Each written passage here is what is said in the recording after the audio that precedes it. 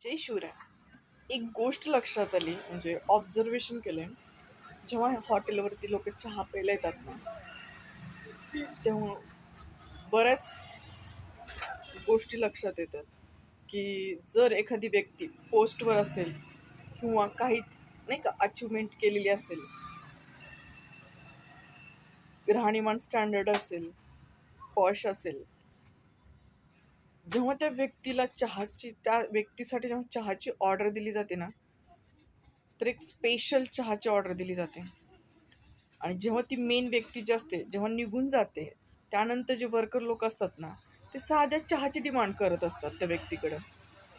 पण साधा चहा सुद्धा म्हणजे त्यांना म्हणजे खूप म्हणजे रिक्वेस्ट करावी लागते किंवा त्यांना कन्व्हिन्स करावं लागते की साहेब आम्हाला एक 2-4 कप चहा पाजा वगैरे असं कन्व्हिन्स केलं जातं त्या कोणी असेल त्यांचा कोणी मेन असेल ते.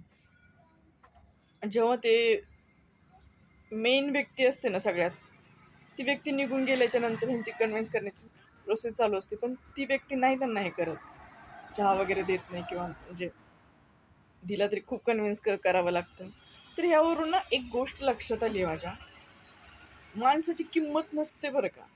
म्हणजे हा भ्रम डोक्यातून काढून टाका, की व्यक्तीची किंमत असते, की आपला स्वभाव चांगला असेल, की आपण नाही का सगळं काही आपण व्यवस्थित वागतो, बोलतो म्हणजे आपली किंमत होते. हा भ्रम आहे सगळा. हे माझ्या ऑब्झर्वेशन करून लक्षात आले. इज्जत फक्त ना त्या व्यक्तीच्या पोस्टची होते, की ती व्यक्ती कुठल्या हुद्द्यावर आहे किंवा ती व्यक्ती काय करते, त्याच्याकडे काय आहे.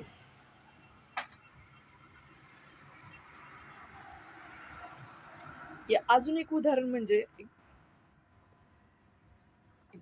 सर आहेत, आय थिंक मॅनेजर वगैरे असतील कदाचित ते. तर खूप मोठ्या गाडीमधून चहा पिण्यासाठी ते येतात. पण एक दिवस काय झालं, काल परवा, की ते साध्या स्कूटीवर आले आणि 2-4 कस्टमर चहासाठी थांबलेले होते. तर माझं लक्ष गेलं नाही.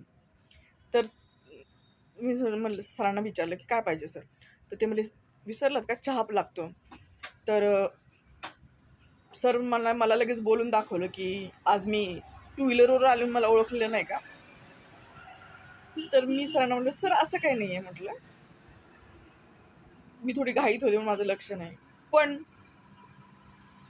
सगळं काही आहे ना, हा पैशाचा गेम आहे.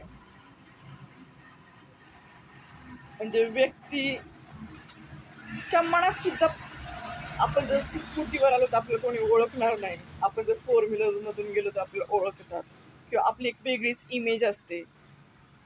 खरंच म्हणजे सगळं काही आहे ना, पोस्ट, तुमचा हुद्दा, पैसा, तुमच्याकडे काय आहे ना, हेच मॅटर करते ह्या कलियुगामध्ये.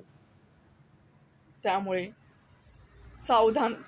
जर ब्रह्मात जगत असताल तर काहीतरी करा, उठा. नॉर्मल आहात तुम्ही तर बस स्वतःला जागं करा. कुठल्याही भ्रमामध्ये अडकून राहू नका.